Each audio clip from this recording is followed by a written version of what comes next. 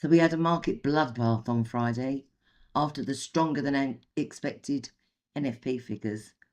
I thought the market reacted really well, actually. And if you look at the S&P, and you can see that even on Wednesday, we were running out of steam. This huge move up, although you couldn't buck the trend, I'm well aware of that. But this move up was really overextended, and exhaustion gaps and exhaustion you could see in the market action where you had the body and then the wicks, and it was this bit particularly wasn't convincing that the market would stay. Now obviously, as people have got burnt with trying to short into this upward trending market, Friday I think there was buyers coming into the market and they just got wiped out. Now, that in itself isn't a problem.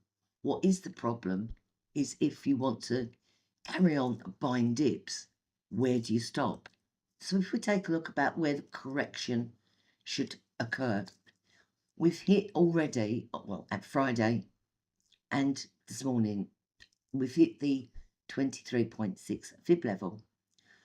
You've also, if you can see over here, you've also captured the top side of the pivot level, pivot point. So I like, if I'm trading this market or any of the US stock markets, I prefer to do it when Wall Street opens. I think then you get the depth and the real volume and the real traders coming into the market. So today, I think there's a good chance if we break through the pivot of 29,305, then we have a chance to go back up to the 29,163, 163, 1.5, 180 sort of area. I think that is where you're going to find selling pressures as well. Don't forget, this bounce this morning could well just be profit taking. I know I took my profits on Friday, thank you. I would be looking to sell this again as long as we stayed below very, very relevant resistance areas. So we look at the pivot point today, that's at 29305. The next level, as I said, is 29166. The next above that level is 29859. So those are the areas that we're going to be looking at.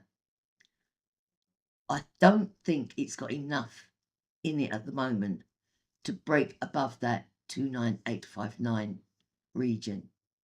So I would be looking to sell up there and putting the stops above the 9-day moving average, which is at 30,070.